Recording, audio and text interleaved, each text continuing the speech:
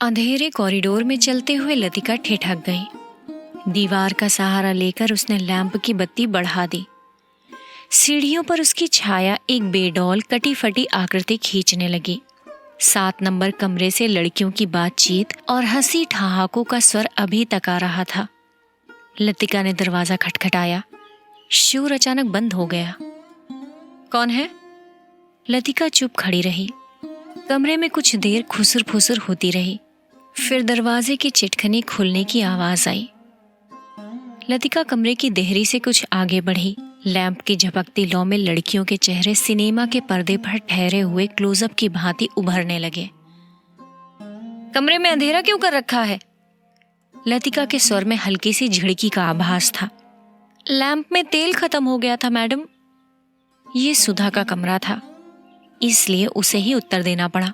Hostel में शायद वो सबसे अधिक लोकप्रिय थी, क्योंकि सदा छुट्टी के समय या रात को डिनर के बाद आसपास के कमरों में रहने वाली लड़कियों का जमघट उसी के कमरे में लग जाता था।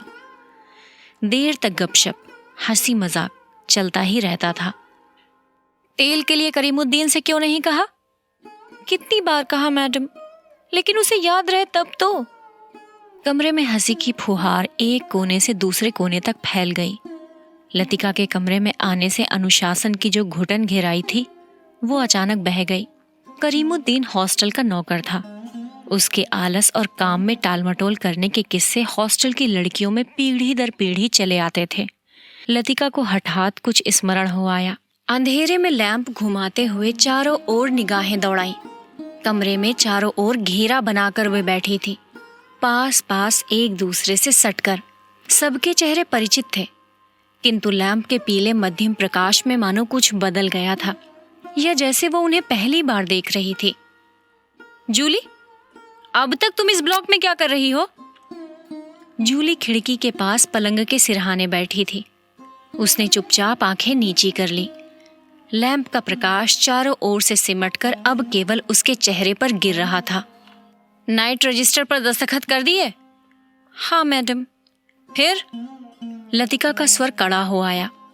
जूली सकुचाकर खिड़की से बाहर देखने लगी। जब से लतिका इस स्कूल में आई है, उसने अनुभव किया कि हॉस्टल के इस नियम का पालन डांट फटकार के बावजूद भी नहीं किया जाता। नाइट रजिस्टर पर दस्तखत करने के बाद अपना ब्लॉक छोड़ने पर कड़ी पाबंदी है, किंतु किसी न किसी बहाने से प्रत्येक लड़की इसका उल्लंघन करती है। मैडम, कल से छुट्टियां शुरू हो जाएंगी, इसलिए आज रात हम सब ने मिलकर। और सुधा पूरी बात ना कहकर हेमंती की ओर देखते हुए मुस्कुराने लगी।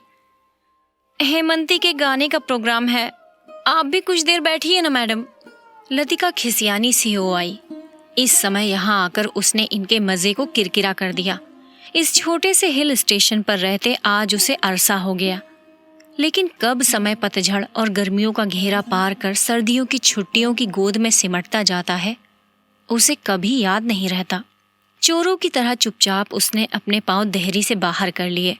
उसके चेहरे का तनाव ढीला पड़ गया। वो मुस्कुराने लगी। मेरे साथ स्नोफॉल देखने कोई नहीं ठहरेगा। मैडम, छुट्टियों में क्या आप घर नहीं जा रही हैं? सब लड़कियों की आंखें उस पर जम गईं। अभी कुछ पक्का नहीं है। I love this snowfall. Latika को लगा कि यही बात उसने पिछले साल भी कही थी, और शायद पिछले से पिछले साल भी। उसे लगा मानो लड़कियां उसे संदेह की दृष्टि से देख रही हैं, मानो उन्होंने उसकी बात पर विश्वास नहीं किया। उसका सिर चकराने लगा, मानो बादलों का स्याह झुरमुट किसी अनजाने कोने से उठकर उसे अपने में डुबो लेगा। वो थोड़ा सा हंसी, फिर धीरे से उसने सिर को झटक दिया। जूली, तुमसे कुछ काम है। अपने ब्लॉक से जाने से पहले मुझसे मिल लेना। Well, good night. लतिका ने अपने पीछे दरवाजा बंद कर दिया। Good night madam, good night, good night. Corridor की सीढ़ियां न उतरकर लतिका रेलिंग के सहारे खड़ी हो गई। लैंप की बत्ती को नीचे घुमाकर कोने में रख दिया। बाहर धुंध की नीली तहें इतनी घनी हो चली थी कि उन्हें चाकू से छीला जा सकता था। लॉन पर लगे हुए चीड़ के पत्तों की ससराहट हवा के झोंकों के संग कभी तेज कभी धीमी होकर भीतर बह आती थी। हवा में कुनकुनी सर्दी का आभास पाकर लतिका के मस्तिष्क में कल से आरंभ होने वाली छुट्टियों का ध्यान भटक आया। उसने आंखें मूंद ली। उसे लगा कि जैसे उसकी टांगें बांस की लकड़ियों की तरह उसके शरीर से बंधी हैं, जिसकी गांठें धीरे धीरे खुलती जा रही हैं। सिर की चकराहट अभी मिटी नहीं थी, मगर अब जैसे वो भीतर न होकर बाहर फैली हुई धुंध का हिस्सा बन गई थी। सीढ़ियों पर बातचीत का स्वर सुनकर लतिका जैसे सोते से जागी। शॉल को कंधों पर समेटा और लैंप उठा लिया। डॉक्टर मुखर्जी मिस्टर ह्यूबर्ट के संग एक अंग्रेजी धुन गुनगुनाते हुए ऊपर आ रहे थे। सीढ़ियों पर अंधेरा था और ह्यूबर्ट को बार बार अपनी छड़ी से रास्ता टटोलना पड़ता था।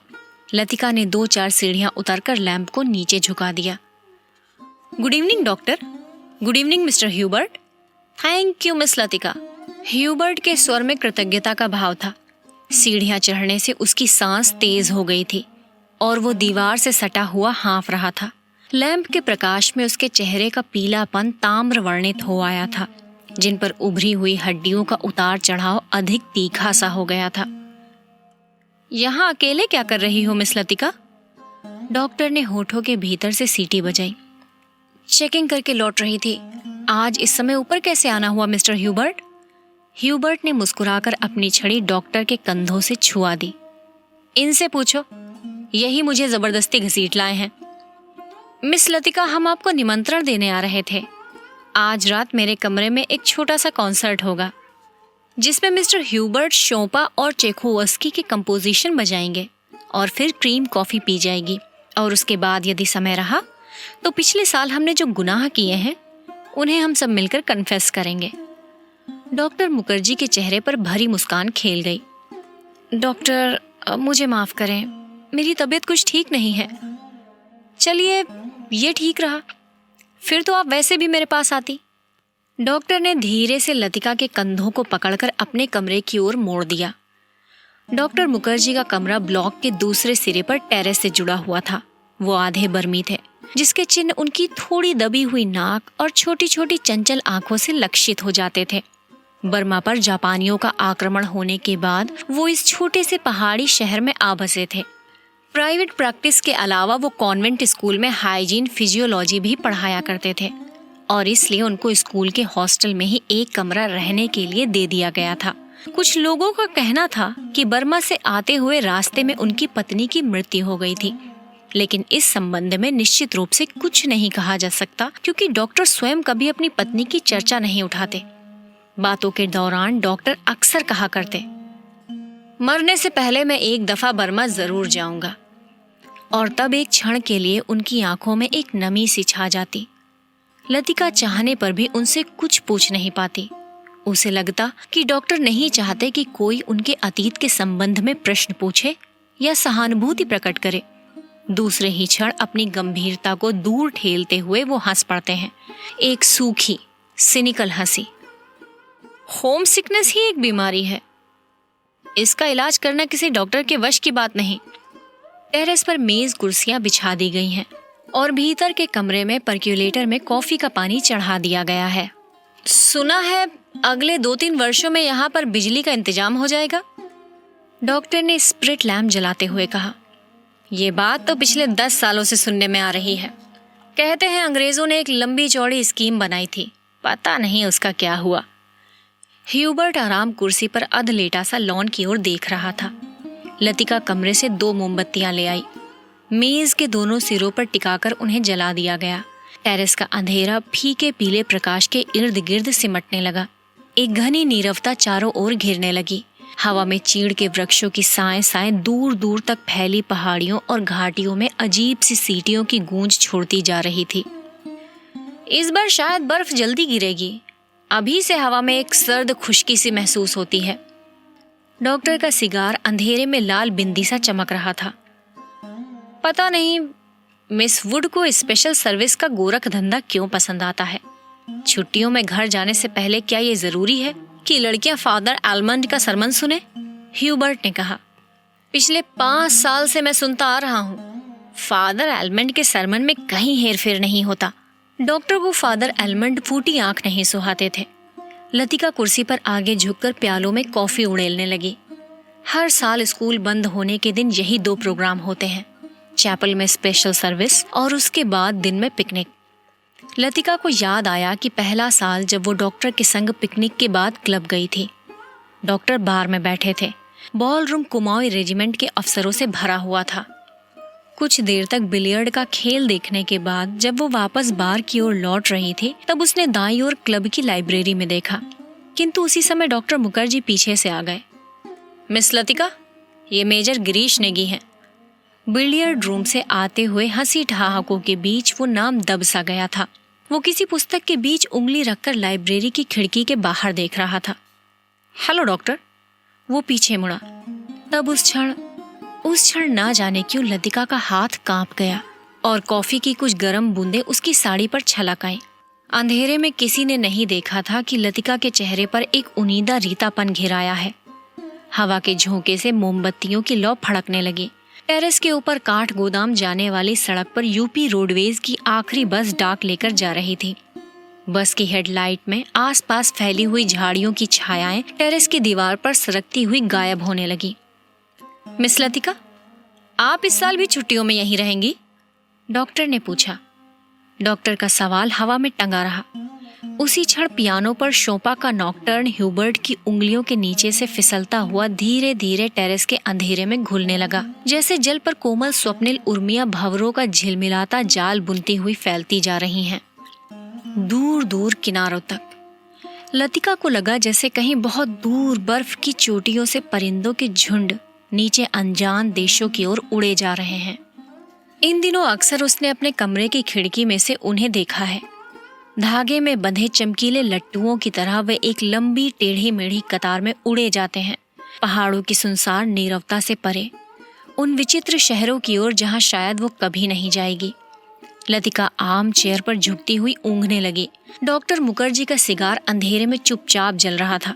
डॉक्टर को आश्चर्य हुआ कि लतिका ना जाने क्या सोच रही है। लतिका सोच रही थी, क्या वो बूढ़ी होती जा रही है? उसके सामने स्कूल की प्रिंसिपल मिस वुड का चेहरा घूम गया। पोपला मुंह, आंखों के नीचे झूलती हुई मांस की थैलियां, जरा जरा सी बात पर चिढ़ जाना, कर्कश आवाज में चीखना, सब उसे ओल्ड मेड कहकर पुकारते हैं। कुछ वर्षों में वो भी हूबहू वैसी ही बन जाएगी। लतिका के समूचे शरीर में झुरझुरी सी दौड़ गई, मानो अनजाने में उसने किसी गलीज वस्तु को छू लिया हो। उसे याद आया, कुछ महीने पहले अचानक उसे ह्यूबर्ट का प्रेम पत्र मिला था, भावुक याचना से भरा हुआ पत्र, जिसमें उसने ना जाने क्या कुछ लिखा था जो उसकी समझ में कभी नहीं आया। उसे ह्यूबर्ट की इस बचकाना हरकत पर हंसी आई थी, किंतु भीतर ही भीतर प्रसन्नता भी हुई थी। उसकी उम्र अभी बीती नहीं है, अब भी वो दूसरों को अपनी ओर आकर्षित कर सकती है।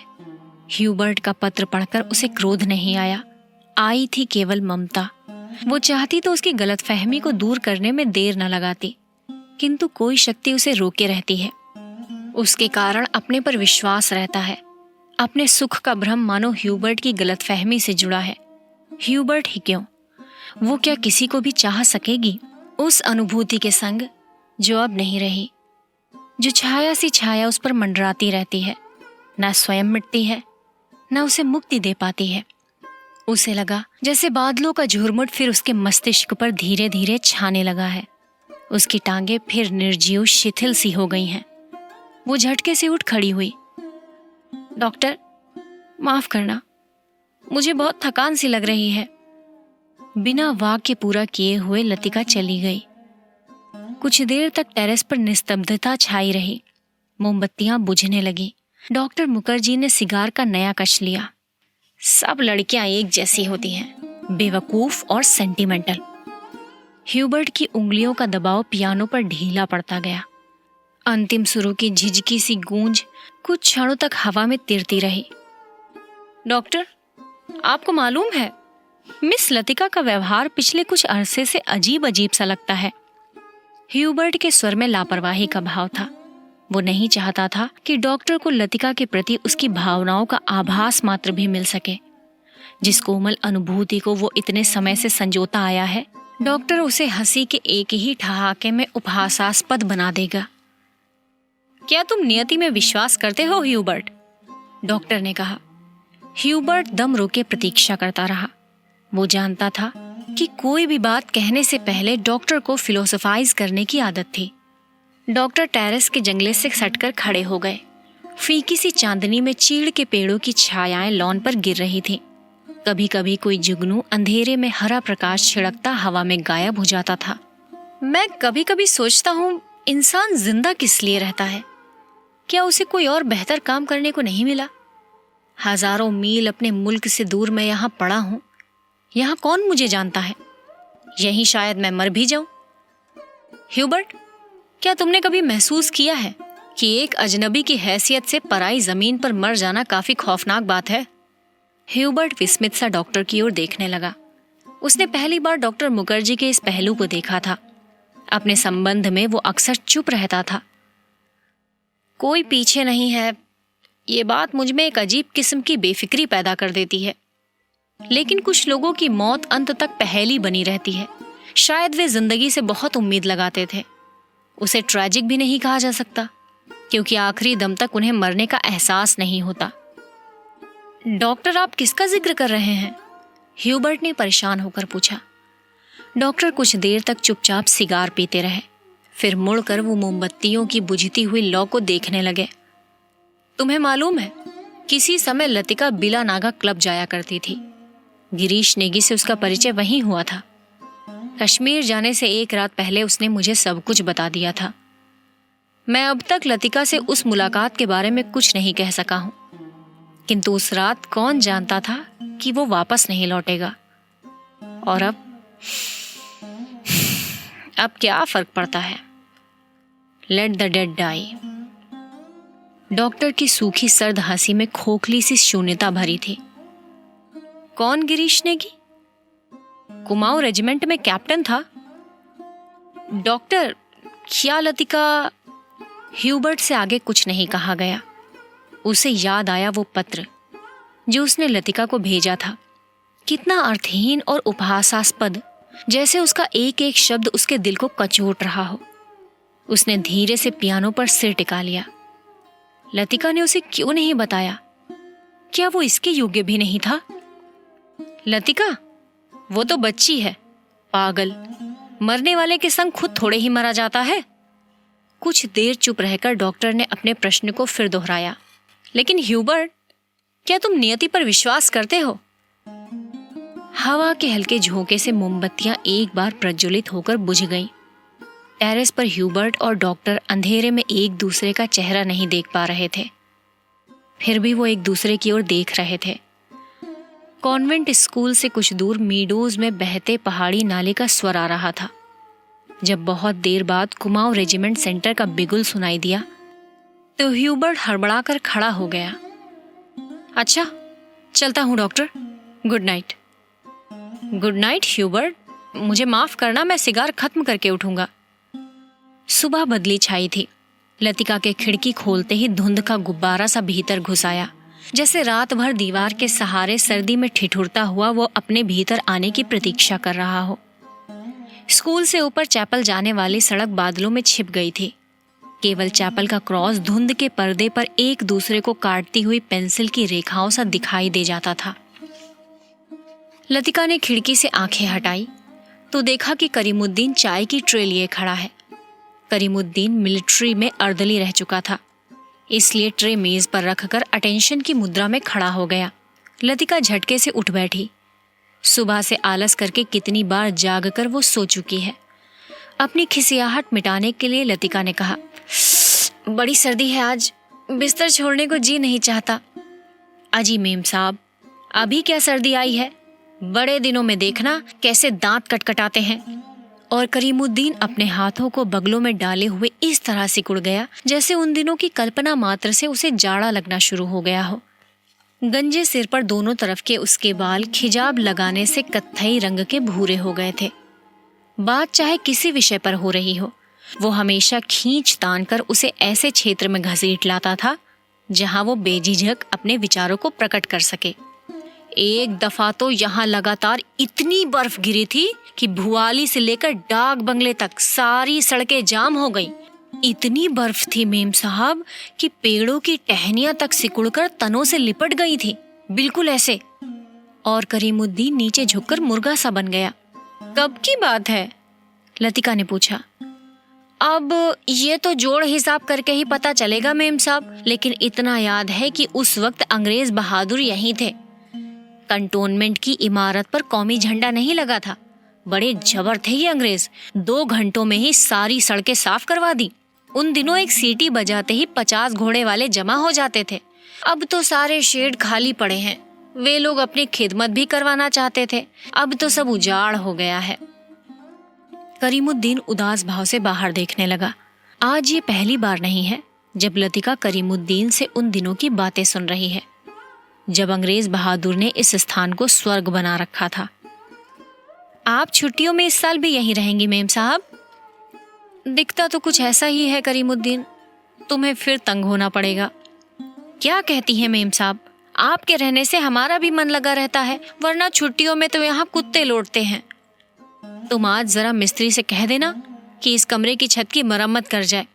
पिछले साल बर्फ का पानी दरारों से टपकता रहता था। लतिका को याद आया कि पिछली सर्दियों में जब कभी बर्फ गिरती थी तो उसे पानी से बचने के लिए रात भर कमरे के कोने में सिमट कर सोना पड़ता था। करीमुद्दीन चाय की ट्रे उठाता हुआ बोला, ह्यूबर्ट साहब तो शायद कल ही चले जाए। कल रात उनकी तबीयत फिर खराब हो गई। आधी रात के वक्त मुझे जगाने आए थे, कहते थे छाती में तकलीफ है। उन्हें ये मौसम नहीं रास आता, कह रहे थे लड़कियों की बस में वो भी कल चले जाएंगे। करीमुद्दीन दरवाजा बंद करके चला गया।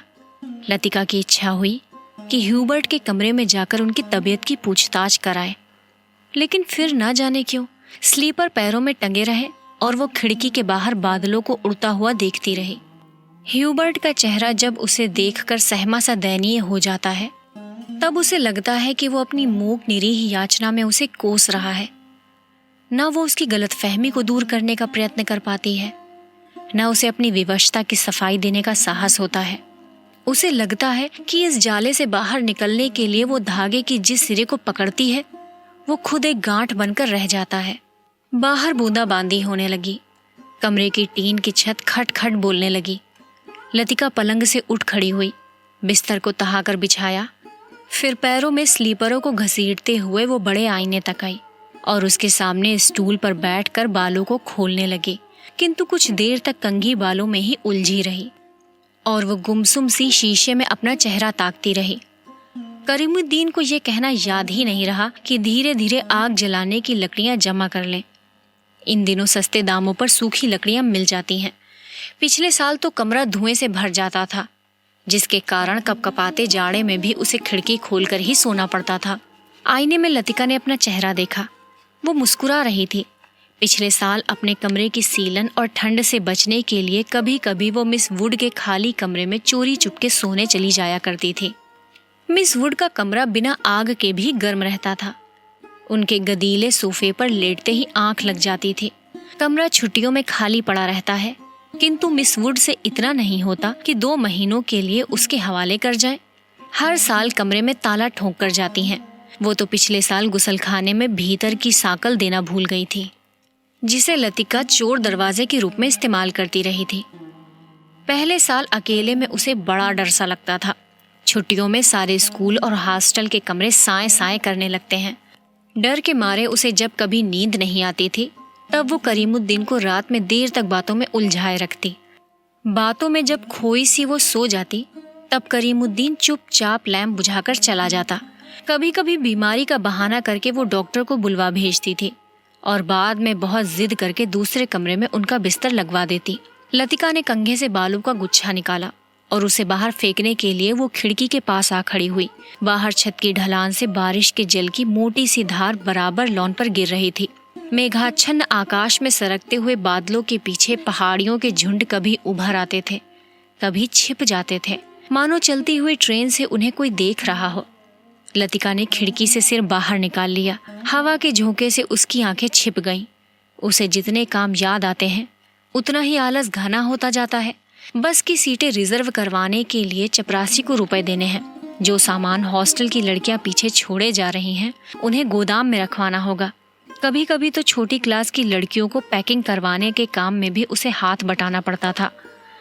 वो इन सब कामों से उबती नहीं, धीरे धीरे सब निपटते जाते हैं। कोई गलती इधर उधर रह जाती है सो बाद में सुधर जाती है। हर काम में किचकिच रहती है, परेशानी और दिक्कत होती है। किंतु देर सबेर इससे छुटकारा मिल ही जाता है। किंतु जब लड़कियों की आखिरी बस चली जाती है तब उसका मन उचाट सा हो जाता है। खाली कॉरिडोर में घूमती हुई वो कभी इस कमरे में जाती है, कभी उसमें। वो नहीं जान पाती कि अपने से क्या करे। दिल कहीं भी नहीं टिकता, हमेशा भटका भटका सा रहता है। इस सब के बावजूद जब कोई सहज भाव से पूछ बैठता है, मिस लतिका, छुट्टियों में आप घर नहीं जा रही हैं? तब वो क्या कहे? Ding dong ding. Special service के लिए स्कूल चैपल के घंटे बजने लगे थे। लतिका ने अपना सिर खिड़की के भीतर कर लिया। उसने झटपट साड़ी उतारी और पेटीकोट में ही कंधे पर तौलिया डाले गुसलखाने में घुस गई। Left right left. कंटोनमेंट जाने वाली पक्की सड़क पर 4-4 की पंक्ति में कुमाऊं रेजिमेंट के सिपाहियों की एक टुकड़ी मार्च कर रही थी। फौजी बूटों की भारी खुरदरी आवाजें स्कूल चैपल की दीवारों से टकराकर भीतर प्रेयर हॉल में गूंज रही थीं। Blessed are the meek. Father Almond एक एक शब्द चबाते हुए खखारते स्वर में सरमन ऑफ द माउंट पढ़ रहे थे। ईसा मसीह की मूर्ति के नीचे कैंडल ब्रियम के दोनों ओर मोमबत्तियां जल रही थीं, जिनका प्रकाश आगे बेंचों पर बैठी हुई लड़कियों पर पड़ रहा था। पिछली लाइनों के बेंच अंधेरे में डूबे हुए थे, जहां लड़कियां प्रार्थना की मुद्रा में बैठी हुई सिर झुकाए एक दूसरे से खुसर फुसर कर रही थी। मिसवुड स्कूल सीजन के सफलतापूर्वक समाप्त हो जाने पर विद्यार्थियों और स्टाफ सदस्यों को बधाई का भाषण दे चुकी थी और अब फादर के पीछे बैठी हुई अपने में ही कुछ बुड़बुड़ा रही थी, मानो धीरे धीरे फादर को प्रॉम्प्ट कर रही हो। आमीन। फादर एलमंड ने बाइबल मेज पर रख दी और प्रेयर बुक उठा ली। हॉल की खामोशी क्षण भर के लिए टूट गई। लड़कियों ने खड़े होते हुए जानबूझकर बेंचों को पीछे ढकेला। बेंच फर्श पर रगड़ खाते सीटी बजाते हुए पीछे खिसक गए।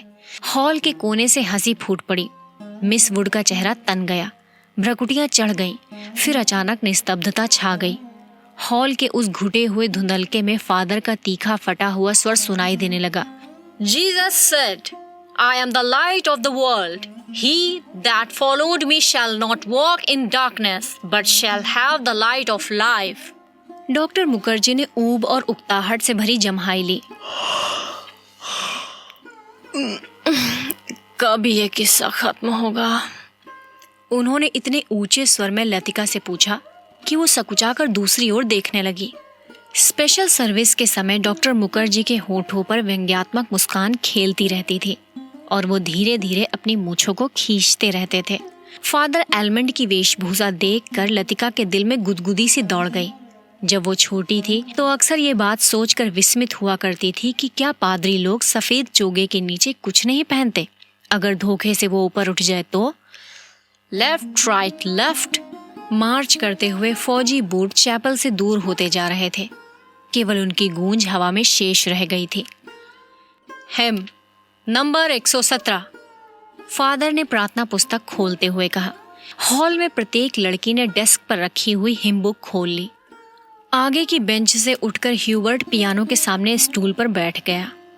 संगीत शिक्षक होने के कारण हर साल स्पेशल सर्विस के अवसर पर उसे क्वायर के संग पियानो बजाना पड़ता था।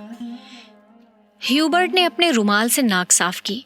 अपनी घबराहट छिपाने के लिए ह्यूबर्ट हमेशा ऐसा ही किया करता था। कनखियों से हॉल की ओर देखते हुए उसने कांपते हाथों से हिम बुक खोली। Lead kindly light. पियानो के सुर दबे झिझकते से मिलने लगे।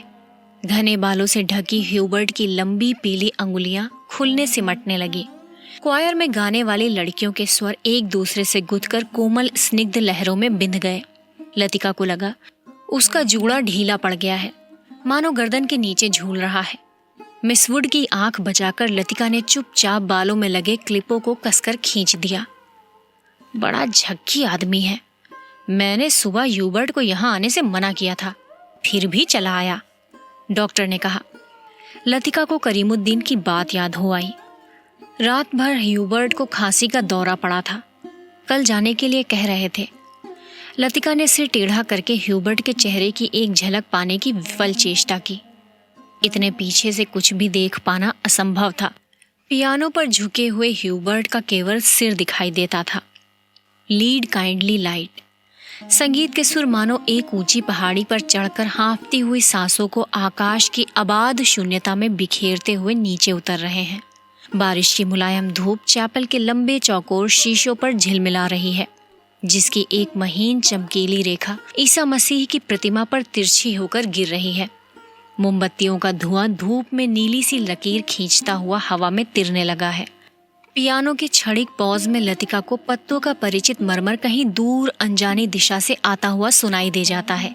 एक क्षण के लिए उसे भ्रम हुआ कि चैपल का फीका सा अंधेरा उस छोटे से प्रेयर हॉल के चारों कोनों से सिमटता हुआ उसके आसपास घिर आया है, मानो कोई उसकी आंखों पर पट्टी बांधकर उसे यहाँ तक ले आया हो और अचानक उसकी आंखें खोल दी हों। उसे लगा कि जैसे मोमबत्तियों के धूमिल आलोक में कुछ भी ठोस वास्तविक न रहा हो।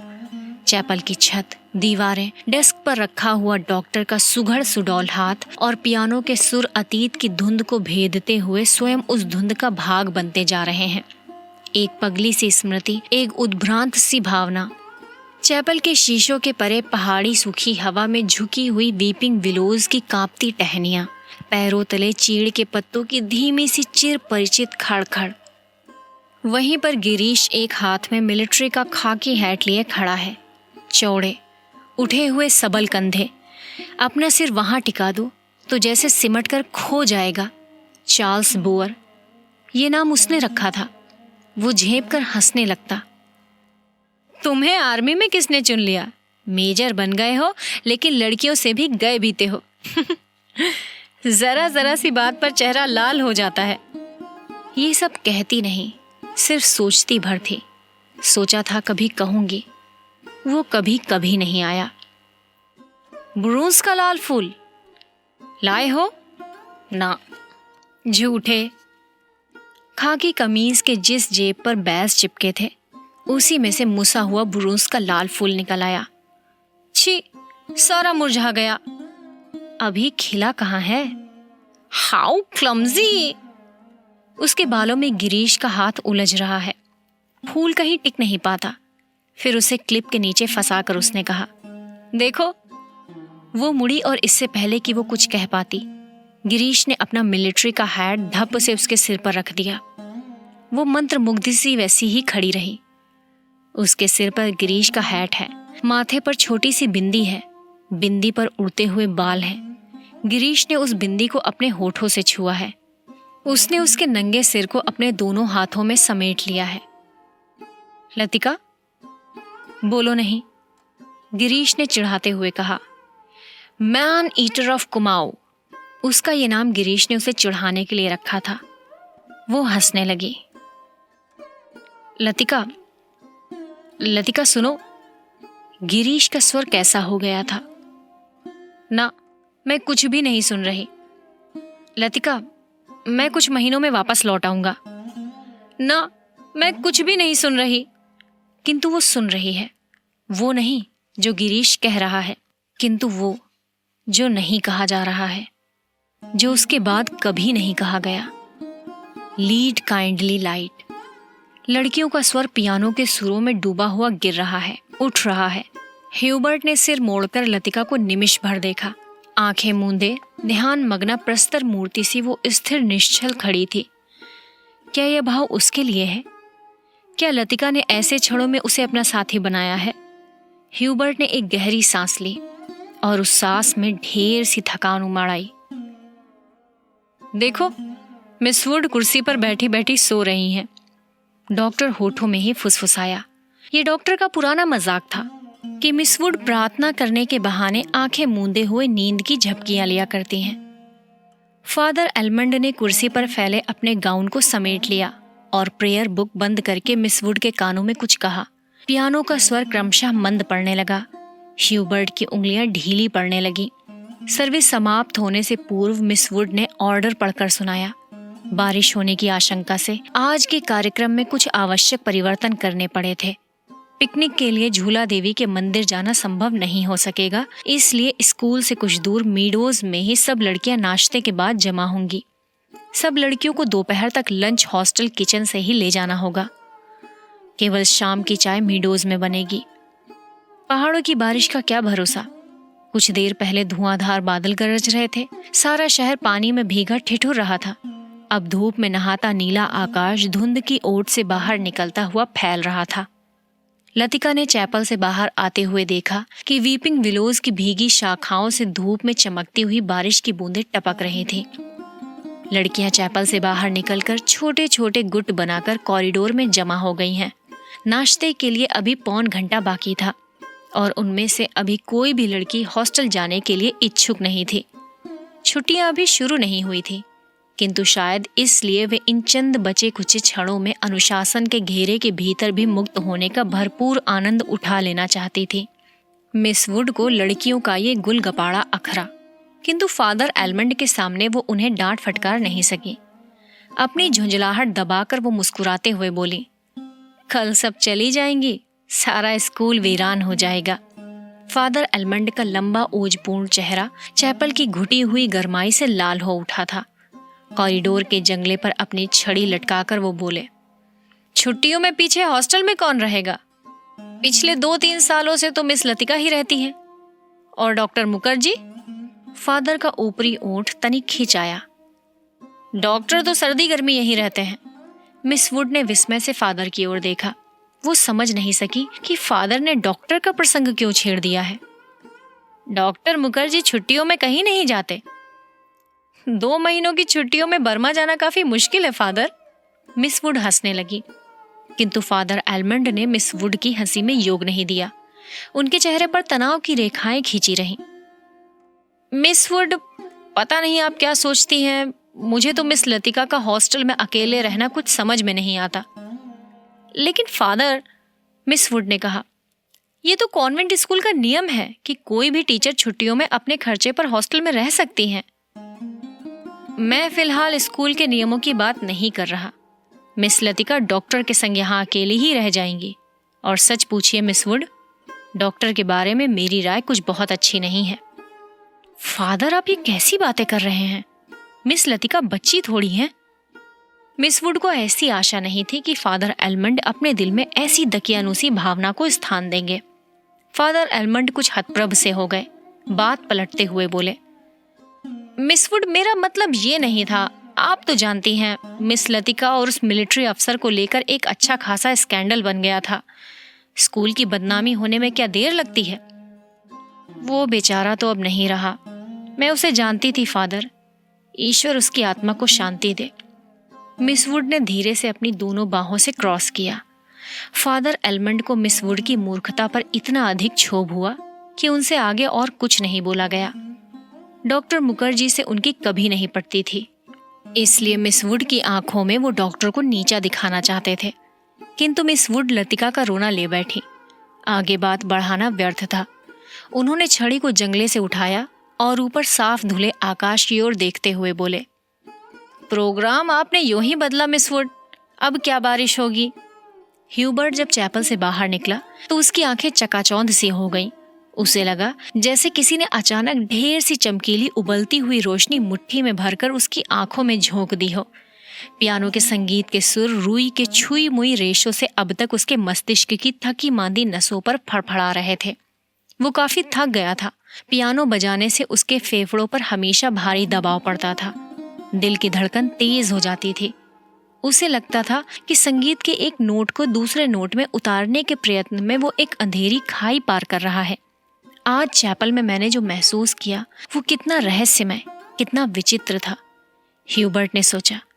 मुझे लगा पियानो का हर नोट चिरंतर खामोशी की अंधेरी खोह से निकलकर बाहर फैली नीली धुंध को काटता तराशता हुआ एक भूला सा अर्थ खींच लाता है। गिरता हुआ हर पॉज एक छोटी सी मौत है, मानो घने छायादार वृक्षों की कांपती छायाओं में कोई पगडंडी गुम हो गई हो। एक छोटी सी मौत जो आने वाले सुरों को अपनी बची कुची गूंजों की सांसें समर्पित कर जाती है, जो मर जाती है किंतु मिट नहीं पाती। मिटती नहीं इसलिए मरकर भी जीवित है, दूसरे सुरों में लय हो जाती है। डॉक्टर, क्या मृत्यु ऐसे ही आती है? अगर मैं डॉक्टर से पूछूं तो वो हंसकर टाल देगा। मुझे लगता है वो पिछले कुछ दिनों से कोई बात छिपा रहे हैं। उनकी हंसी में जो सहानुभूति का भाव है वो मुझे अच्छा नहीं लगता। आज उसने मुझे स्पेशल सर्विस में आने से रोका था। कारण पूछने पर वो चुप रहे थे। ऐसी कौन सी बात है जिसे मुझसे कहने में डॉक्टर कतराते हैं? शायद मैं शक्की मिजाज होता जा रहा हूँ, और बात कुछ भी नहीं है। ह्यूबर्ट ने देखा लड़कियों की कतार स्कूल से हॉस्टल जाने वाली सड़क पर नीचे उतरती जा रही है। उजली धूप में उनके रंग बिरंगे रिबन, हल्की आसमानी रंग की फ्रॉकें और सफेद पेटियां चमक रही हैं। सीनियर कैम्ब्रिज की कुछ लड़कियों ने चैपल की वाटिका से गुलाब के फूलों को तोड़कर अपने बालों में लगा लिया है। कंटोनमेंट के 3-4 सिपाही लड़कियों को देखते हुए अश्लील मजाक करते हुए हंस रहे हैं और कभी कभी किसी लड़की की ओर जरा सा झुककर सीटी बजाने लगते हैं। Hello mister Hubert. ह्यूबर्ट ने चौंक कर पीछे देखा। लतिका एक मोटा सा रजिस्टर बगल में दबाए खड़ी थी। आप अभी यही हैं? ह्यूबर्ट की दृष्टि लतिका पर टिकी रही। वो क्रीम रंग की पूरी बाहों की ऊनी जैकेट पहने हुए थी। कुमाऊनी लड़कियों की तरह लतिका का चेहरा गोल था। धूप की तपन से पका गेहूं रंग कहीं कहीं हल्का सा गुलाबी हो आया था, मानो बहुत धोने पर भी गुलाल के कुछ धब्बे इधर उधर बिखरे रह गए हों। उन लड़कियों के नाम नोट करने थे जो कल जा रही हैं, सो पीछे रुकना पड़ा। आप भी तो कल जा रहे हैं मिस्टर ह्यूबर्ट? अभी तक तो यही इरादा है, यहाँ रुककर भी क्या करूँगा। आप स्कूल की ओर जा रही हैं? चलिए। पक्की सड़क पर लड़कियों की भीड़ जमा थी, इसलिए वे दोनों पोलो ग्राउंड का चक्कर काटते हुए पगडंडी से नीचे उतरने लगे। हवा तेज हो चली। चीड़ के पत्ते हर झोंके के संग टूट टूट कर पगडंडी पर ढेर लगाते जाते थे। ह्यूबर्ट रास्ता बनाने के लिए अपनी छड़ी से उन्हें बहार कर दोनों ओर बिखेर देता था। लतिका पीछे खड़ी हुई देखती रहती थी। अल्मोड़ा की ओर से आते हुए छोटे छोटे बादल रेशमी रुमालों से उड़ते हुए सूरज के मुंह पर लिपटे लिपटे से जाते थे, फिर हवा में बह निकलते थे। इस खेल में धूप काफी मंद फीकी सी पड़ जाती थी। लतिका तनिक आगे निकल आई। ह्यूबर्ट की सांस चढ़ गई और वो धीरे धीरे हाँफता हुआ पीछे आ रहा था। जब वे पोलो ग्राउंड के पवेलियन को छोड़कर सिमेट्री के दाईं ओर मुड़े तो लतिका ह्यूबर्ट की प्रतीक्षा करने के लिए खड़ी हो गई। उसे याद आया, छुट्टियों के दिनों में जब कभी कमरे में अकेले बैठे बैठे उसका मन ऊब जाता था तो वो अक्सर टहलते हुए सिमेट्री तक चली जाती थी। उससे सटी पहाड़ी पर चढ़कर वो बर्फ में ढके देवदार वृक्षों को देखा करती थी, जिनकी झुकी हुई शाखाओं से रुई के गालों सी बर्फ नीचे कब्रों पर गिरा करती थी। नीचे बाजार जाने वाली सड़क पर बच्चे स्लेज पर फिसला करते थे।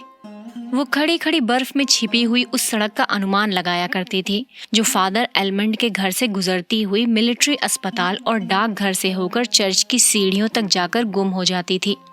जो मनोरंजन एक दुर्गम पहेली को सुलझाने में होता है, वही लतिका को बर्फ में खोए रास्तों को खोज निकालने में होता था। आप बहुत तेज चलती है मिस लतिका। थकान से ह्यूबर्ट का चेहरा कुम्हला गया था। माथे पर पसीने की बूंदें छलक आई थी। कल रात आपकी तबीयत क्या कुछ खराब हो गई थी मिस्टर ह्यूबर्ट? आपने कैसे जाना? क्या मैं आपको अस्वस्थ दिख रहा हूँ? ह्यूबर्ट के स्वर में हल्की सी खीज का आभास था। सब लोग मेरी सेहत को लेकर क्यों बात शुरू करते हैं, उसने सोचा। नहीं, मुझे तो पता भी नहीं चलता।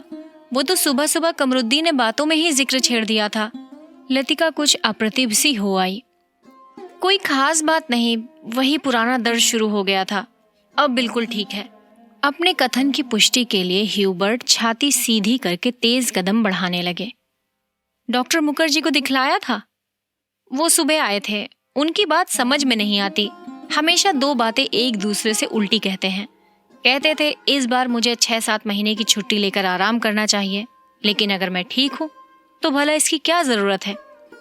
ह्यूबर्ट के स्वर में व्यथा की छाया लतिका से छिपी न रह सकी।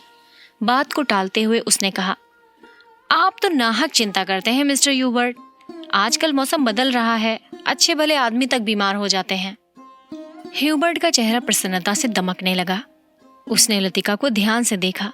वो अपने दिल का संशय मिटाने के लिए निश्चिंत हो जाना चाहता था कि कहीं लतिका केवल दिलासा देने के लिए तो झूठ नहीं बोल रही। यही तो मैं सोच रहा था मिस लतिका। डॉक्टर की सलाह सुनकर तो मैं डर ही गया। भला 6 महीने की छुट्टी लेकर मैं अकेला क्या करूंगा? स्कूल में तो बच्चों के संग मन लगा रहता है। सच पूछो तो दिल्ली में ये 2 महीनों की छुट्टियां काटना भी दूभर हो जाती है। मिस्टर ह्यूबर्ट, कल आप दिल्ली जा रहे हैं? लतिका चलते चलते हठात ठिठक गई। सामने पोलो ग्राउंड फैला था, जिसके दूसरी ओर मिलिट्री के ट्रक कंटोनमेंट की ओर जा रहे थे। ह्यूबर्ट को लगा जैसे लतिका की आंखें अधमुंधी सी खुली रह गई हैं, मानो पलकों पर एक पुराना भूला सा सपना सरक आया है। मिस्टर ह्यूबर्ट, आप दिल्ली जा रहे हैं? इस बार लतिका ने प्रश्न नहीं दोहराया। उसके स्वर में केवल एक असीम दूरी का भाव घिराया था। बहुत अरसा पहले मैं भी दिल्ली गई थी मिस्टर ह्यूबर्ट। तब मैं बहुत छोटी थी। ना जाने कितने बरस बीत गए। हमारी मौसी का ब्याह वहीं हुआ था। बहुत सी चीजें देखी थी, लेकिन अब तो सब कुछ धुंधला सा पड़ गया है। इतना याद है कि हम कुतुब पर चढ़े थे। सबसे ऊंची मंजिल से हमने नीचे झांका था। ना जाने कैसा लगा था।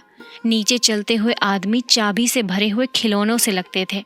हमने ऊपर से उन पर मूंगफलियों के छिलके फेंके थे, लेकिन हम बहुत निराश हुए थे क्योंकि उनमें से किसी ने हमारी तरफ नहीं देखा। शायद माँ ने मुझे डांटा भी था क्योंकि मैं सीढ़ियां उतरती हुई रो रही थी और मैं सिर्फ नीचे झांकते हुए डर गई थी। सुना है अब तो दिल्ली इतनी बदल गई है कि पहचाना नहीं जाता। वे दोनों फिर चलने लगे। हवा का वेग ढीला पड़ने लगा। उड़ते हुए बादल अब सुस्ताने से लगे थे। उनकी छायाएं नंदा देवी और पंचचूली की पहाड़ियों पर गिर रही थी। स्कूल के पास पहुंचते पहुंचते चीड़ के पेड़ पीछे छूट गए। कहीं कहीं खुबानी के पेड़ों के आसपास बुरुश के लाल फूल धूप में चमक जाते थे। स्कूल तक आने में उन्होंने पोलो ग्राउंड का लंबा चक्कर लगा लिया था। मिस लतिका, आप छुट्टी में कहीं नहीं जाती, क्यों? सर्दियों में तो यहाँ सब कुछ वीरान हो जाता होगा। अब मुझे यहीं अच्छा लगता है, लतिका ने कहा। पहले साल अकेलापन कुछ अखरा था, अब आदी हो गई हूँ। क्रिसमस से एक रात पहले क्लब में डिनर होता है, लॉटरी डाली जाती है और रात को देर तक नाच गाना होता रहता है। नए साल के दिन कुमाऊं रेजिमेंट की ओर से परेड ग्राउंड में कार्निवाल किया जाता है। बर्फ पर स्केटिंग होती है। रंग बिरंगे गुब्बारों के नीचे मिलिट्री बैंड बजता है। फौजी अफसर फैंसी ड्रेस में भाग लेते हैं। हर साल ऐसा ही होता है मिस्टर ह्यूबर्ट। फिर कुछ दिनों बाद विंटर स्पोर्ट्स के लिए अंग्रेज टूरिस्ट आते हैं। हर साल मैं उनसे परिचित होती हूँ। वापस लौटते हुए वे हमेशा वादा करते हैं कि अगले साल भी आएंगे, पर मैं जानती हूँ कि वो नहीं आएंगे। वे भी जानते हैं कि वो नहीं आएंगे। फिर भी हमारी दोस्ती में कोई अंतर नहीं पड़ता। फिर कुछ दिनों बाद पहाड़ों पर बर्फ पिघलने लगती है। छुट्टियां खत्म होने लगती हैं। सब लोग अपने अपने घरों से वापस लौट आते हैं और मिस्टर ह्यूबर्ट, पता भी नहीं चलता कि छुट्टियां कब शुरू हुई थी, कब खत्म हो गई। लतिका ने देखा कि ह्यूबर्ट उसकी ओर आतंकित भयाकुल दृष्टि से देख रहा है। वो सिटपिटाकर चुप हो गई। उसे लगा मानो वो इतनी देर से पागल सी अनर्गल प्रलाप कर रही हो। मुझे माफ करना मिस्टर ह्यूबर्ट, कभी कभी मैं बच्चों की तरह बातों में बहक जाती हूँ। मिस लतिका, ह्यूबर्ट ने धीरे से कहा। वो चलते चलते रुक गया था। लतिका ह्यूबर्ट के भारी स्वर से चौंक सी गई। क्या बात है मिस्टर ह्यूबर्ट? वो पत्र, उसके लिए मैं लज्जित हूं। उसे आप वापस लौटा दें। समझ लें कि मैंने उसे कभी लिखा ही नहीं था। लतिका कुछ समझ नहीं सकी। दिग्भ्रांत सी खड़ी हुई ह्यूबर्ट के पीले उद्विग्न चेहरे को देखती रही। ह्यूबर्ट ने धीरे से लतिका के कंधे पर हाथ रख दिया। कल मुझे डॉक्टर ने सब कुछ बता दिया। अगर मुझे पहले से मालूम होता तो। ह्यूबर्ट हकलाने लगा। मिस्टर ह्यूबर्ट, किंतु लतिका से आगे कुछ भी नहीं कहा गया। उसका चेहरा सफेद हो गया था। दोनों चुपचाप कुछ देर तक स्कूल के गेट के बाहर खड़े रहे। मीडोज पगडंडियों, पत्तों छायाओं से घिरा छोटा सा द्वीप, मानो कोई घोंसला दो हरी घाटियों के बीच आ दबा हो। भीतर घुसते ही पिकनिक के काले आग से झुलसे हुए पत्थर, अधजली टहनियां, बैठने के लिए बिछाए गए पुराने अखबारों के टुकड़े इधर उधर बिखरे हुए दिखाई दे जाते हैं। अक्सर टूरिस्ट पिकनिक के लिए यहाँ आते हैं। मीडोज के बीच में काटता हुआ टेढ़ा मेढ़ा बरसाती नाला बहता है, जो दूर से धूप में चमकता हुआ सफेद रिबन सा दिखाई देता है। यहीं पर काठ के तख्तों का बना हुआ टूटा सा पुल है, जिस पर लड़कियां हिचकोले खाते हुए चल रही हैं। डॉक्टर मुखर्जी, आप तो सारा जंगल जला देंगे। मिस वुड ने अपनी ऊंची एड़ी के सैंडल से जलती हुई दिया सलाइयों को दबा डाला, जो डॉक्टर ने सिगार सुलगाकर चीड़ के पत्तों के ढेर पर फेंक दी थी। वे नाले से कुछ दूर हटकर चीड़ के दो पेड़ों से गुथी हुई छायाओं के नीचे बैठे थे। उनके सामने एक छोटा सा रास्ता नीचे पहाड़ी गांव की ओर जाता था, जहां पहाड़ की गोद में शकरपारों से खेत एक दूसरे के नीचे बिछे हुए थे। दोपहर के सन्नाटे में भेड़ बकरियों के गलों में बंधी हुई घंटियों का स्वर हवा में बहता हुआ सुनाई दे जाता था। घास पर लेटे लेटे डॉक्टर सिगार पीते रहे। जंगल की आग कभी देखी है मिस वुड? एक अलमस्त नशे की तरह धीरे धीरे फैलती जाती है। आपने कभी देखी है डॉक्टर? मुझे तो बड़ा डर लगता है, मिस वुड ने कहा। बहुत साल पहले शहरों को जलते हुए देखा था। डॉक्टर लेटे हुए आकाश की ओर ताक रहे थे। एक एक मकान ताश के पत्तों की तरह गिरता जाता है। दुर्भाग्यवश ऐसे अवसर देखने में बहुत कम आते हैं। आपने कहाँ देखा डॉक्टर? लड़ाई के दिनों में अपने शहर रंगून को जलते हुए देखा था। मिस वुड की आत्मा को ठेस लगी, किंतु फिर भी उनकी उत्सुकता शांत नहीं हुई। आपका घर, क्या वो भी जल गया था? डॉक्टर कुछ देर तक चुपचाप लेटा रहा। हम उसे खाली छोड़कर चले आए थे, मालूम नहीं बाद में क्या हुआ। अपने व्यक्तिगत जीवन के संबंध में कुछ भी कहने से डॉक्टर को कठिनाई महसूस होती है। डॉक्टर, क्या आप कभी वापस बर्मा जाने की बात नहीं सोचते? डॉक्टर ने अंगड़ाई ली और करवट बदलकर औंधे मुंह लेट गए। उनकी आंखें मुंद गईं और माथे पर बालों की लटें झूल आईं। ये सोचने से क्या होता है मिस वुड? जब बर्मा में था तब क्या कभी सोचा था कि यहाँ आकर उम्र काटनी होगी? लेकिन डॉक्टर, कुछ भी कह लो, अपने देश का सुख कहीं और नहीं मिलता। आप यहाँ चाहे कितने वर्ष रह लें, अपने को हमेशा अजनबी ही पाएंगे। डॉक्टर ने सिगार के धुएं को धीरे धीरे हवा में छोड़ दिया। दरअसल अजनबी मैं वहां भी समझा जाऊंगा मिस वुड। इतने वर्षों बाद मुझे कौन पहचानेगा? इस उम्र में नए सिरे से रिश्ते जोड़ना काफी सिरदर्दी का काम है। कम से कम मेरे वश की बात नहीं है। लेकिन डॉक्टर, आप कब तक इस पहाड़ी कस्बे में पड़े रहेंगे? इसी देश में रहना है तो किसी बड़े शहर में प्रैक्टिस शुरू कीजिए। प्रैक्टिस बढ़ाने के लिए कहाँ कहाँ भटकता फिरूंगा मिस वुड। जहाँ रहो वहीं मरीज मिल जाते हैं। यहाँ आया था कुछ दिनों के लिए, फिर मुद्दत हो गई और टिका रहा। जब कभी जी उबेगा कहीं चला जाऊंगा। जड़ें कहीं नहीं जमती तो पीछे भी कुछ नहीं छूट जाता। मुझे अपने बारे में कोई गलतफहमी नहीं है मिस वुड, मैं सुखी हूँ। मिस वुड ने डॉक्टर की बात पर विशेष ध्यान नहीं दिया। दिल में वो हमेशा डॉक्टर को उच्छृंखल, लापरवाह और सनकी समझती रही हैं, किंतु डॉक्टर के चरित्र में उसका विश्वास है, ना जाने क्यों। हालांकि डॉक्टर ने जाने अनजाने में इसका कोई प्रमाण दिया हो याद नहीं पड़ता। मिस वुड ने एक ठंडी सांस भरी। वो हमेशा ये सोचती थी कि यदि डॉक्टर इतना आलसी और लापरवाह ना होता तो अपनी योग्यता के बल पर काफी चमक सकता था। इसलिए उन्हें डॉक्टर पर क्रोध भी आता था और दुख भी होता था। मिस वुड ने अपने बैग से ऊन का गोला और सलाइयां निकाली। फिर उसके नीचे से अखबार में लिपटा हुआ चौड़ा टॉफी का डिब्बा उठाया, जिसमें अंडों की सैंडविचें और हैमबर्गर दबे हुए थे। थर्मस से प्यालों में कॉफी उड़ेलते हुए मिस वुड ने कहा, डॉक्टर, कॉफी ठंडी हो रही है। डॉक्टर लेटे लेटे बुड़बुड़ाए। मिस वुड ने नीचे झुककर देखा। वो कोहनी पर सिर टिकाए सो रहे थे। ऊपर का होंठ जरा सा फैलकर मुड़ गया था, मानो किसी से मजाक करने से पहले मुस्कुरा रहे हों। उनकी उंगलियों में दबा हुआ सिगार नीचे झुका हुआ लटक रहा था। Mary, Mary, what do you want? What do you want? दूसरे स्टैंडर्ड में पढ़ने वाली मैरी ने अपनी चंचल चपल आंखें ऊपर उठाई। लड़कियों का दायरा उसे घेरे हुए कभी पास आता था, कभी दूर खींचता चला जाता था। I want blue. दोनों हाथों को हवा में घुमाते हुए मैरी चिल्लाई। दायरा पानी की तरह टूट गया। सब लड़कियां एक दूसरे पर गिरती पड़ती किसी नीली वस्तु को छूने के लिए भाग दौड़ करने लगी। लंच समाप्त हो चुका था। लड़कियों के छोटे छोटे दल मीडोज में बिखर गए थे। ऊंची क्लास की कुछ लड़कियां चाय का पानी गर्म करने के लिए पेड़ों पर चढ़कर सूखी टहनियां तोड़ रही थी। दोपहर की उस घड़ी में मीडोज अलसाया ऊँघता सा जान पड़ता था। हवा का कोई भूला भटका झोंका आ जाता था तब चीड़ के पत्ते खड़खड़ा उठते थे। कभी कोई पक्षी अपनी सुस्ती मिटाने झाड़ियों से उड़कर नाले के किनारे बैठ जाता था, पानी में सिर डुबाता था, फिर उड़कर हवा में 2-4 निरुद्देश्य चक्कर काटकर दोबारा झाड़ियों में दुबक जाता था। किंतु जंगल की खामोशी शायद कभी चुप नहीं रहती। गहरी नींद में डूबी सपनों से कुछ आवाजें नीरवता के हल्के झीने पर्दे पर सिलवटें बिछा जाती हैं, मूक लहरों सी तिरती हैं, मानो कोई दबे पांव झांककर अदृश्य संकेत कर जाता है, देखो मैं यहाँ हूँ। लतिका ने जूली के बॉब हेयर को सहलाते हुए कहा। कल रात तुम्हें बुलाया था। मैडम मैं गई थी, आप अपने कमरे में नहीं थी।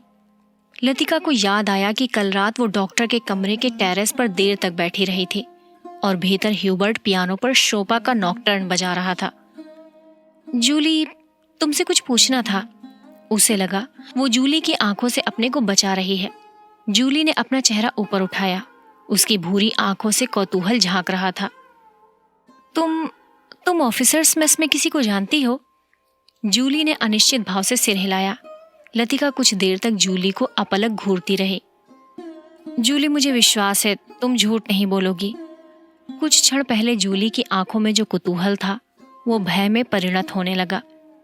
लतिका ने अपनी जैकेट की जेब से एक नीला लिफाफा निकालकर जूली की गोद में फेंक दिया। ये किसकी चिट्ठी है? जूली ने लिफाफा उठाने के लिए हाथ बढ़ाया, किंतु फिर एक क्षण के लिए उसका हाथ कांपकर ठिठक गया। लिफाफे पर उसका नाम और हॉस्टल का पता लिखा हुआ था। थैंक यू मैडम, मेरे भाई का पत्र है, वो झांसी में रहते हैं।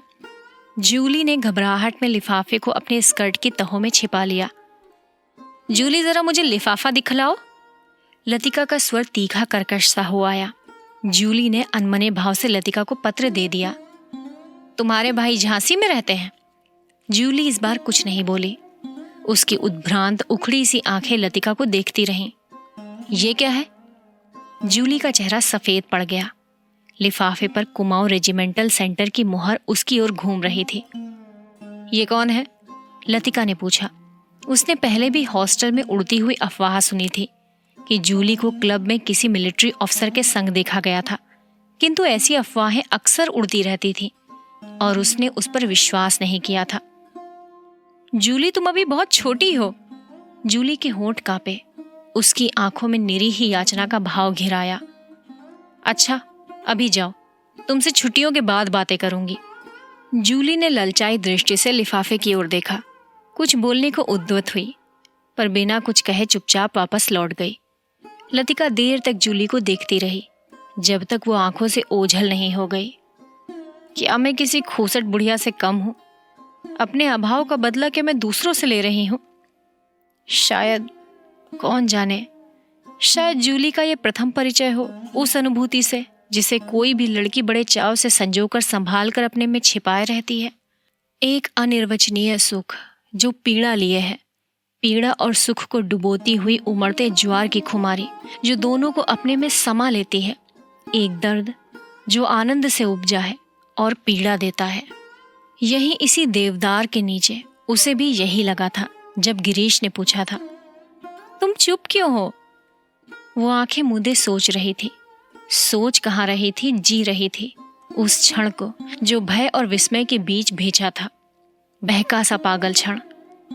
वो अभी पीछे मुड़ेगी तो गिरीश की नर्वस मुस्कुराहट दिखाई दे जाएगी। उस दिन से आज दोपहर तक का अतीत एक दुःस्वप्न की मानिंद टूट जाएगा। वही देवदार है जिस पर उसने अपने बालों के क्लिप से गिरीश का नाम लिखा था। पेड़ की छाल उतरती नहीं थी, क्लिप टूट टूट जाती थी। तब गिरीश ने अपने नाम के नीचे उसका नाम लिखा था।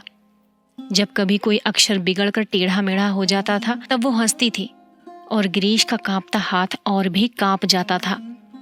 लतिका को लगा जो वो याद करती है वही भूलना भी चाहती है, लेकिन जब वो सचमुच भूलने लगती है तब उसे भय लगता है, जैसे कोई उसकी किसी चीज को उसके हाथों से छीने लिए जा रहा है। ऐसा कुछ जो सदा के लिए खो जाएगा। बचपन में जब कभी अपने किसी खिलौने को खो देती थी तो वो गुमसुम सी होकर सोचा करती थी, कहाँ रख दिया मैंने। जब बहुत दौड़ धूप करने पर खिलौना मिल जाता तो वो बहाना करती कि अभी उसे खोज ही रही है, कि वो अभी मिला नहीं है। जिस स्थान पर खिलौना रखा होता जानबूझकर उसे छोड़कर घर के दूसरे कोने में उसे खोजने का उपक्रम करती। तब खोई हुई चीज याद रहती, इसलिए भूलने का भय नहीं रहता था। आज वो उस बचपन के खेल का बहाना क्यों नहीं कर पाती? बहाना शायद करती है, उसे याद करने का बहाना जो भूलता जा रहा है। दिन महीने बीते जा रहे हैं और वो उलझी रहती है। अनजाने में गिरीश का चेहरा धुंधला पड़ा जाता है। याद करती है, किंतु जैसे किसी पुरानी तस्वीर के धूल भरे शीशे को साफ कर रही हो। अब वैसा दर्द नहीं होता, सिर्फ उस दर्द को याद करती है जो पहले कभी होता था।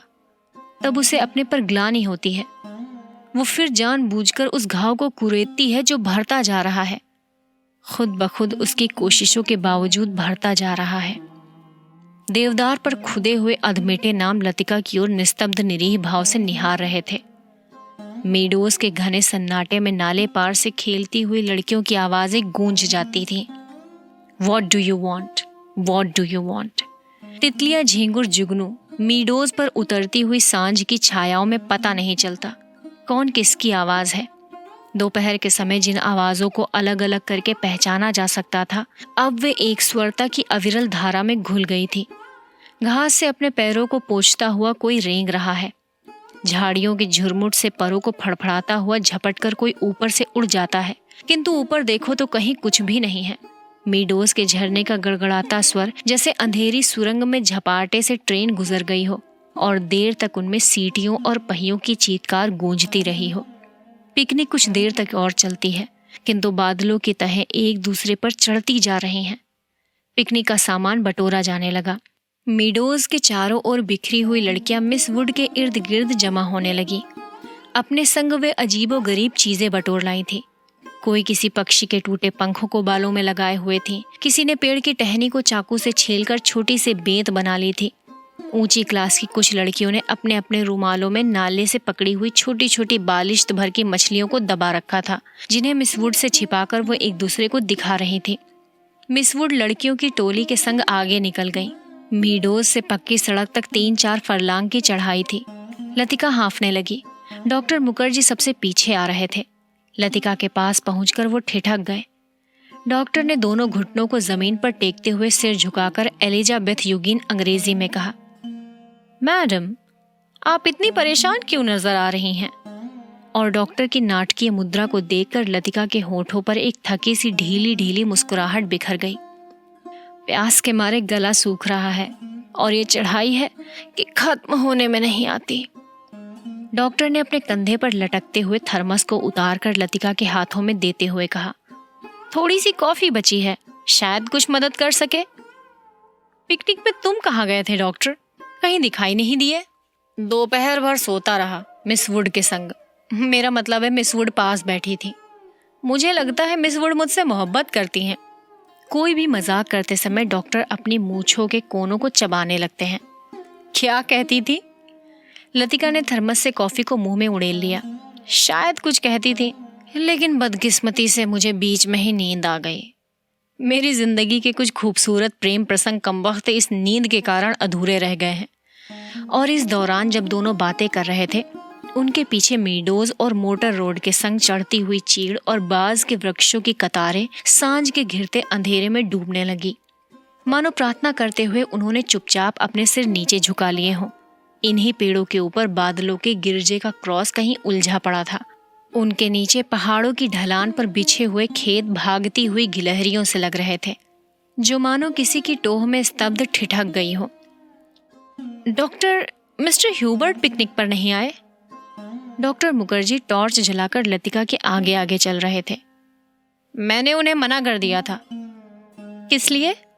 अंधेरे में पैरों के नीचे दबे हुए पत्तों की चरमराहट के अतिरिक्त कुछ सुनाई नहीं देता था।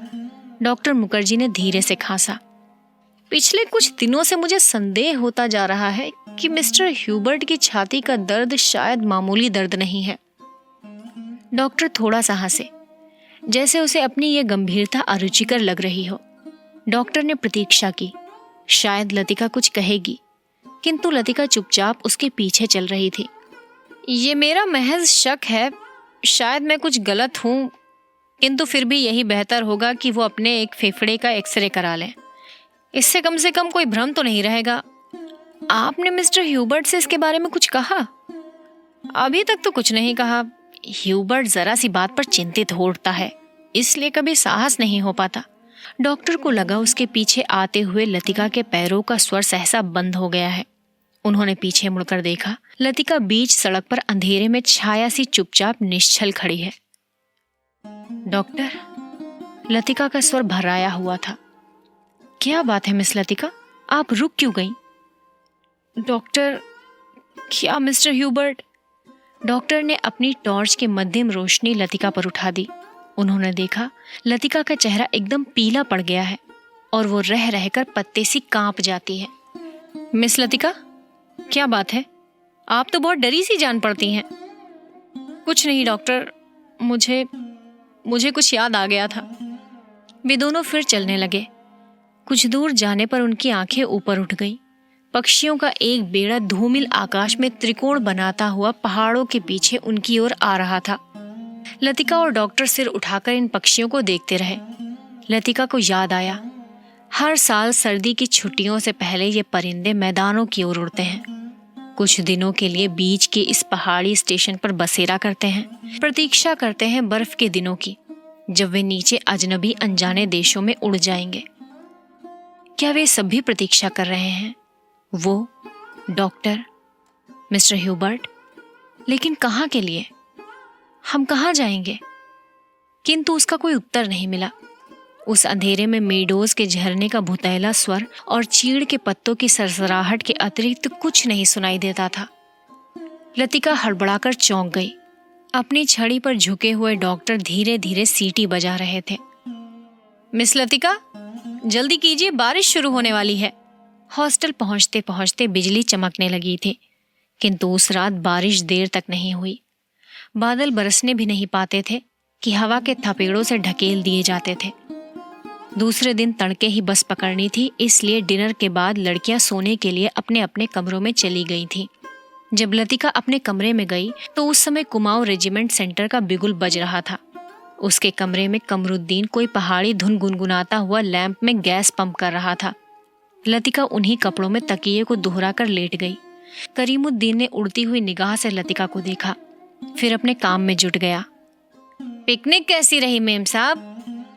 तुम क्यों नहीं आए? सब लड़कियां तुम्हें पूछ रही थी। लतिका को लगा दिन भर की थकान धीरे धीरे उसके शरीर की पसलियों पर चिपटती जा रही है। अनायास उसकी आंखें नींद के बोझ से झपकने लगी। मैं चला आता तो ह्यूबर्ट साहब की तीमारदारी कौन करता? दिन भर उनके बिस्तरे से सटा हुआ बैठा रहा और अब वो गायब हो गए।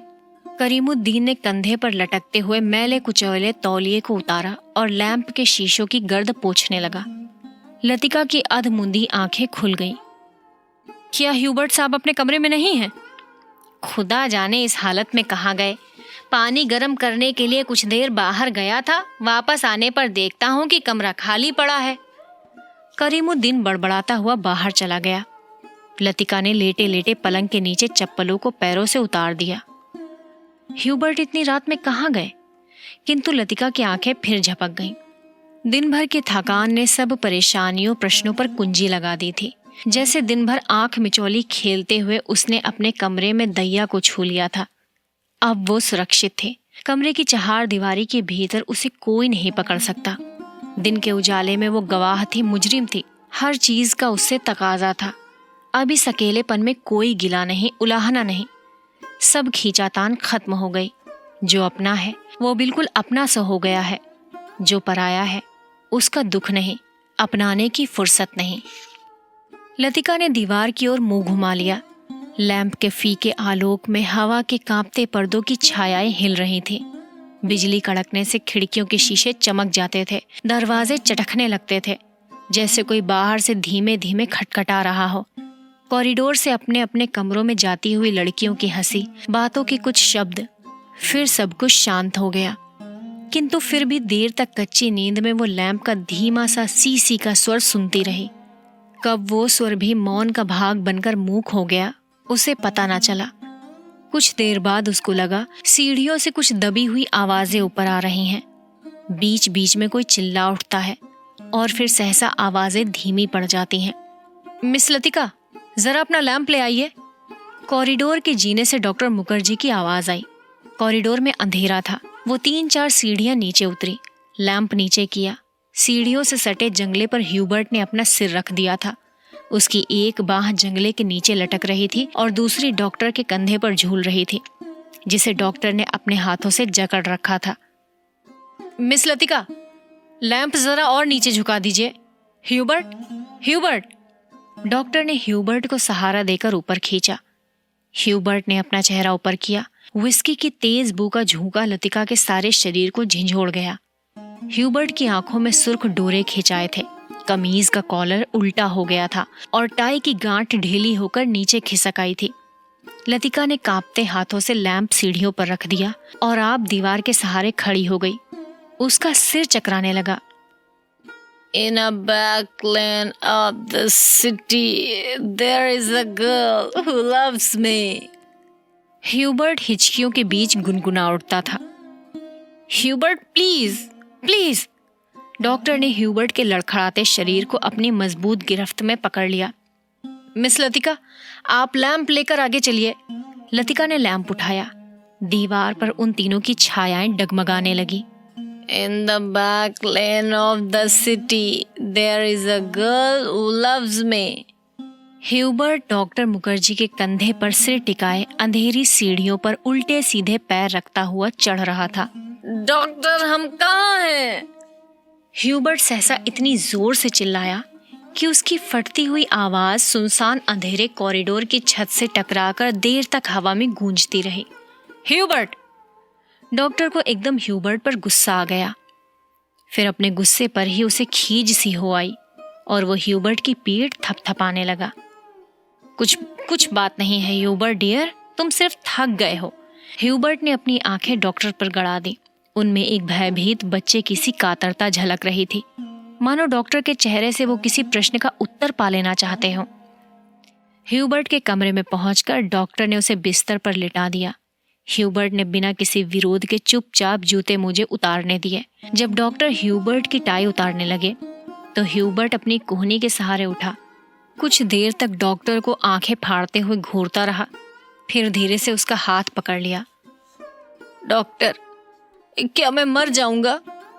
कैसी बातें करते हो ह्यूबर्ट? डॉक्टर ने हाथ छुड़ाकर धीरे से ह्यूबर्ट का सिर तकिए पर टिका दिया। Good night Hubert. Good night doctor. Hubert ने करवट बदल ली। Good night mister Hubert. Latika का स्वर सिहर गया, किंतु ह्यूबर्ट ने कोई उत्तर नहीं दिया। करवट बदलते ही उसे नींद आ गई थी। कॉरिडोर में वापस आकर डॉक्टर मुखर्जी रेलिंग के सामने खड़े हो गए। हवा के तेज झोंकों से आकाश में फैले बादलों की परतें जब कभी इकहरी हो जाती, तब उनके पीछे से चांदनी बुझती हुई आग के धुएं सी आसपास की पहाड़ियों पर फैल जाती थी। आपको मिस्टर ह्यूबर्ट कहाँ मिले? लतिका कॉरिडोर के दूसरे कोने में रेलिंग पर झुकी हुई थी। क्लब के बार में उन्हें देखा था। मैं ना पहुंचता तो ना जाने कब तक बैठे रहते। डॉक्टर मुखर्जी ने सिगरेट जलाई। उन्हें अभी 1-2 मरीजों के घर जाना था। कुछ देर तक उन्हें टाल देने के इरादे से वो कॉरिडोर में खड़े रहे। नीचे अपने क्वार्टर में बैठा हुआ करीमुद्दीन माउथ ऑर्गन पर कोई पुरानी फिल्मी धुन बजा रहा था। आज दिन भर बादल छाए रहे लेकिन खुलकर बारिश नहीं हुई। क्रिसमस तक शायद मौसम ऐसा ही रहेगा। कुछ देर तक दोनों चुपचाप खड़े रहे। कॉन्वेंट स्कूल के बाहर फैले लॉन से झींगुरों का अनवरत स्वर चारों ओर फैली निस्तब्धता को और भी अधिक घना बना रहा था। कभी कभी ऊपर मोटर रोड पर किसी कुत्ते की रिरियाहट सुनाई पड़ जाती थी। डॉक्टर, कल रात आपने मिस्टर ह्यूबर्ट से कुछ कहा था मेरे बारे में, वही जो सब लोग जानते हैं, और ह्यूबर्ट जिसे जानना चाहिए था नहीं जानता था। डॉक्टर ने लतिका की ओर देखा।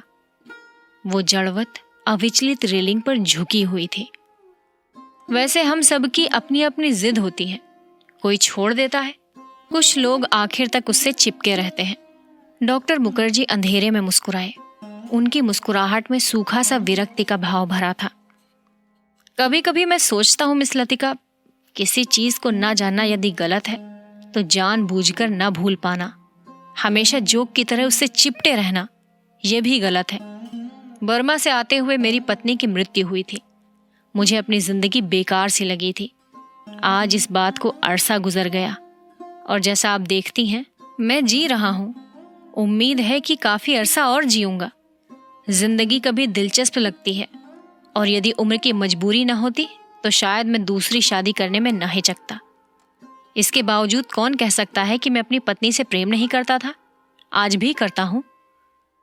लेकिन डॉक्टर, लतिका का गला रुंधाया था। क्या मिस लतिका?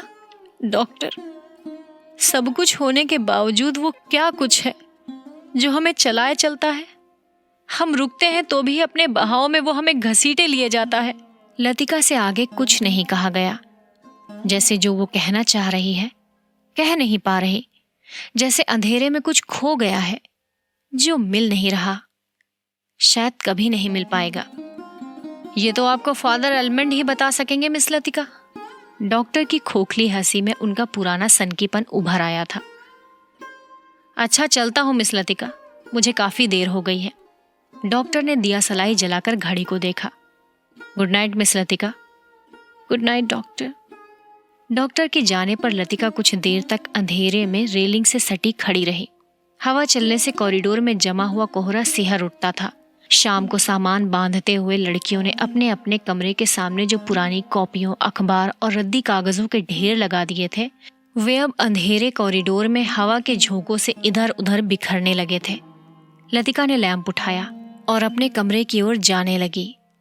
कॉरिडोर में चलते हुए उसने देखा जूली के कमरे से प्रकाश की एक पतली शहतीर दरवाजे के बाहर खिंच आई है।